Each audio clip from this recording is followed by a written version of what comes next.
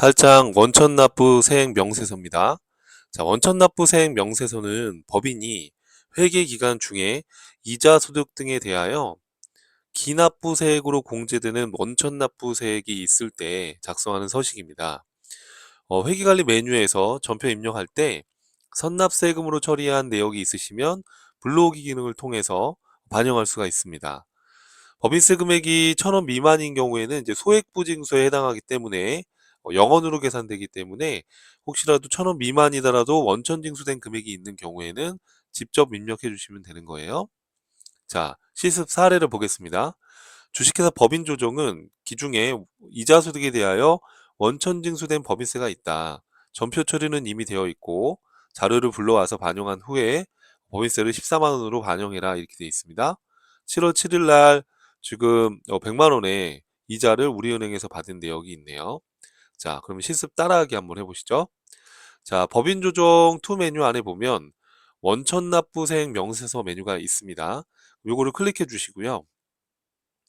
상단에 불러오기를 클릭해 주시면 여기 뭐 이자 수익이나 배당금 수익이나 계정이 있으시면 그걸 추가로 설정해 주시면 되겠습니다.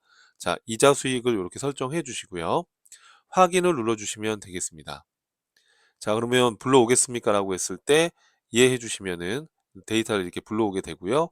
지금 우리은행으로 해서 여기 우리 아까 봤던 우리은행으로 해서 지금 100만 원에 지금 이자 수익이 있으니까요. 요 100만 원을 입력을 해주시면 되는 겁니다. 자, 100만 원 입력을 해주시고요. 자, 그러면 14%니까 14만 원으로 수정이 되는 거예요. 이렇게 해서 저장을 해주시면 되겠고요. 자, 이렇게 이제 저장을 해주시면은 요걸 닫고요. 법인세 과세표준 세액조정 명세서에 이 금액이 자동으로 또 반영이 되게 됩니다. 자, 여기 지금 해답 그림을 해놨는데 한번 같이 보시죠. 자, 법인세 과세표준 세액조정 계산서 들어가신 다음에 자, 불러오기를 클릭해 주시면은요. 자, 이렇게 기납부세액 쪽에 원천납부세액의 14만 원이 이렇게 금액이 자동으로 불러옵니다. 이해되시죠? 그래서 지금 요 금액을 차감한 1억 4,982만 8,181원이 이제 차가감 납부할 세액이 되는 거예요. 그래서 여기 보면 1억 4,982만 8,181원이 차가감 납부할 세액으로 된다라는 거죠. 이렇게 원천 납부세액으로 금액을 불러온다 라고 이해를 해주시면 되겠습니다. 이해되시죠, 여러분? 자, 이렇게 해서 정리를 해주시면 되겠고요. 자, 그 다음에 또 밑으로 내려서 가산세 계산서 내용을 보겠습니다. 자, 가산세 계산서는요, 법인세 규정을 위반한 경우에 가산세를 납부해야 되는 상황이 있을 수 있죠. 그래서 이 가산세를 입력을 하면 법인세 과세 표준 및 조정 명세서에 또 자동으로 반영이 되게 됩니다. 자, 실습 사례를 한번 보시죠. 간단하게. 주식회사 법인 조정은 지출 비용 중에 법정 증빙을 미수치한 거래 내역이 발견되었다. 전표는 이미 반영되어 있고요. 가산세 명세서에 입력하고 법인세 과세 표준 및 조정 명세서에 반영하라고 되어 있어요. 자, 1월 31일 법무사의 주식 발행 관련해서 영수증을 수취하고 수수료 70만 원을 보통예금으로 지급했대요. 자, 세금과 공가로 처리를 했는데 담당자 실수로 법정 증빙 서류를 받지 못했답니다. 자, 그러면 자, 이런 자료가 있다라고 하면은 자, 우리가 이걸 닫고요. 자, 여기 보시면은 가산세 계산서가 있으시죠? 예, 요거를 클릭해 주시고요. 자, 가산세 종류가 되게 많은데요. 뭐 신고납부와 관련된 가산세도 있고, 그리고 여기 보시면 미제출 가산세, 뭐 토지 등 양도소득 가산세, 미환료소득 가산세 이렇게 탭이 네 가지가 있는데요. 지금의 경우에는 이제 미제출 가산세 쪽에 가보시면 지출 증명 서류 미수치에 대한 가산세가 부과되는 거니까 이쪽에다가 금액을 넣어주시면 되겠습니다. 자, 그래서 70만 원이라고 이렇게 입력을 해주시면요. 자, 자동으로 14,000원의 가산세가 반영이 됩니다. 자, 70만 원의 2%인 거죠. 이렇게 해서 저장을 눌러주시면 되겠고요. 자, 요 그림은 해당 그림에 캡처해 놨으니까 이렇게 해서 여러분 입력을 한다라고 이해를 해주시면 되겠습니다. 자, 그 다음에 이 금액이 법인세 과세 표준 및 조정 명세서에 반영이 돼야 되겠죠. 그래서 여기에 가산세액 요 란에다가 14,000원을 반영해야 되기 때문에 불러오시면은 이제 또 반영이 되게 됩니다. 자, 같이 한번 보시죠. 자, 그럼 요거를 저장하시고요. 요거 닫고, 자, 어디로 들어가시면 되겠습니까? 예, 법인세 과세 표준 및 세액 조정 계산서로 들어가 주신 다음에 불러오기를 클릭해 주시면 데이터가 이렇게 불러져 옵니다. 여기 보시면 가산세액 란에 14,000이 불러져 왔고요. 그래서 1억 4,998만 2,181원이 이제 가감계가 되는 거고, 그렇죠? 그리고 기납부세액 14만 원 빼면 1억 4,984만 2,181원이 이제 차가감 납부할 세액이 되는 거예요. 이해되시죠? 자, 그래서 이쪽에 들어가서 확인해 보면 1억 4,984만 2,181원이 여기에 이제 반영이 되었다라는 거예요. 이렇게요. 자, 그래서 이렇게 해서 이제 가산세가 있으면 또 반영을 해서 어, 조정 명세서에 반영을 해주시는 거고요. 자, 그 다음에 또 내용 보겠습니다. 자, 그 다음에 이제 10장에 과세 표준 및 세액 조정 계산서입니다.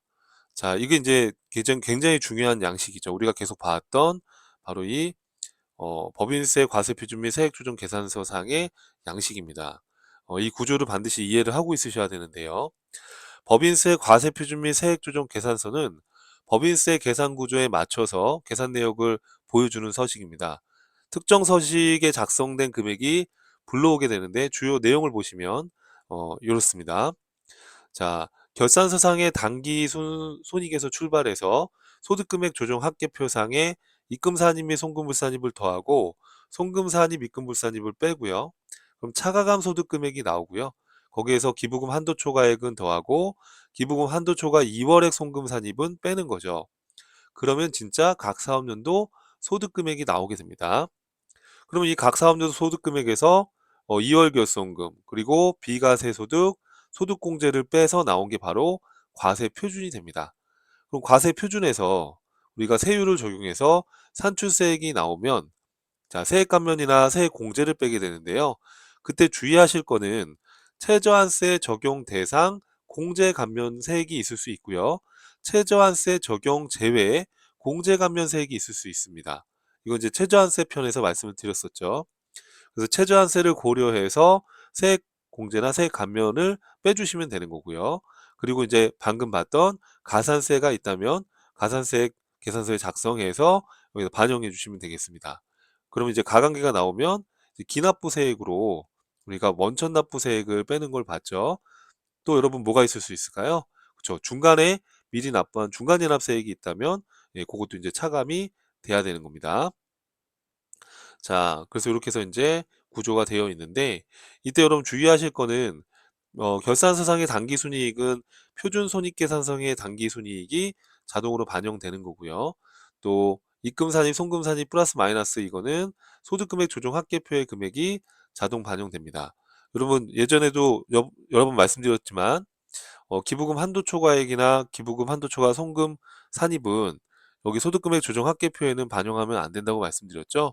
그 이유는 차가감 소득금액을 계산하기 위한 거다라고 말씀드렸습니다. 그래서 소득금액 조정 합계표는 기부금 한도 초과액과 기부금 한도 초과 2월액 송금 산입의 세무조정을 제외한 나머지 세무조정이 들어간다라고 보시면 되겠습니다. 자, 기부금 한도 초과액이나 기부금 한도 초과 2월액 송금 산입은 기부금 조정명세서의 금액이 자동으로 반영되는 거 기억나시죠? 여기 반영이 되고요. 2월 결손금의 경우에는 자본금과 적립금 조정명세서에 2월 결손금 탭의 금액이 반영되는 거 기억나실 겁니다. 자, 이렇게 해서 이제 반영을 시켜주시고, 자, 그리고 이제 최저한세와 관련해서는 공제감면세액 및 추가납부세액 합계표에 금액이 자동으로 반영됩니다. 자, 그리고 가산세는 가산세 계산서의 금액이 반영되는 것이고, 원천납부세액은 원천납부세액 명세서의 금액이 자동으로 반영된다라고 보시면 되겠습니다. 자, 실전 사례를 같이 한번 보시죠. 자, 과세표준 및 세액조정 명세서 실습 사례입니다. 자, 법인 조정은 중간예나 법인세 납부액이 1,650만 원이 있다라고 가정하겠습니다. 요 금액을 법인세 과세표준 및 조정 명세서에 반영해라라는 거예요. 그리고 이제 1,000만 원이 초과되면 분납이 가능했었죠. 그래서 분납할 수 있는 금액도 반영하기로 한다라는 겁니다. 자, 그럼 요걸 한번 작성해 보겠습니다. 자, 이쪽으로 들어가셔 가지고 자, 다시 불러오셔도 뭐 데이터들이 입력돼 있기 때문에 똑같이 금액이 불러오게 되겠죠. 그렇죠? 자, 이렇게 불러오셨습니다.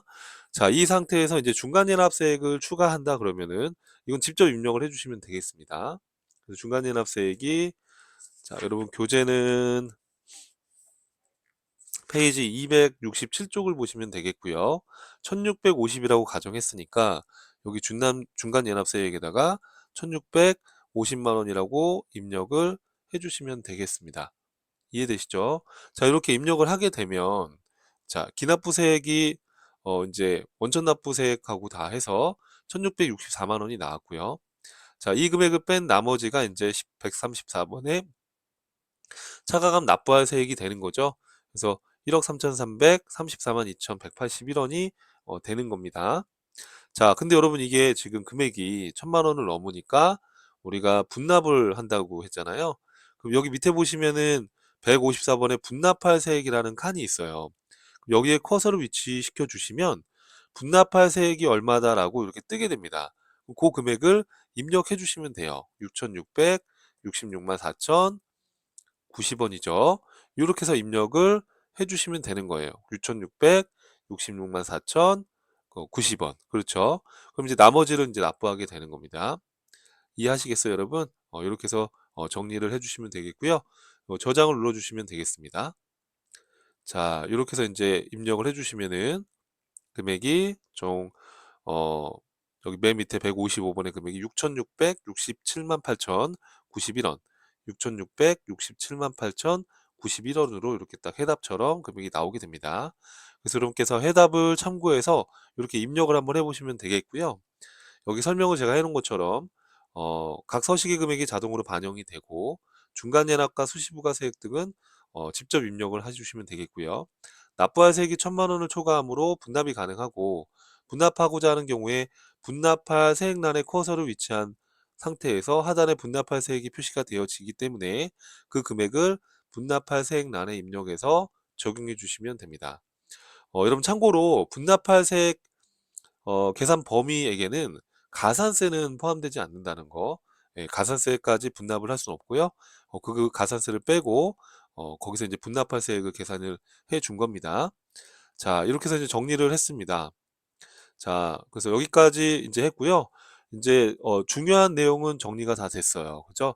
그래서 여러분들께서 앞에서부터 강의를 순차적으로 이렇게 한번 쭉 들어주시면서 쭉 한번 입력을 해보시면 이 전반적인 법인세 조정 서식에 대한 흐름이 이해되실 거라고 확신합니다. 그래서 이 내용 들으시면 고생 많으셨고요. 다음 강의에서 이제 주식 상한 변동 명세서하고 이제 중소기업 관련된 요 내용이 있습니다. 요 내용 밑에 보시면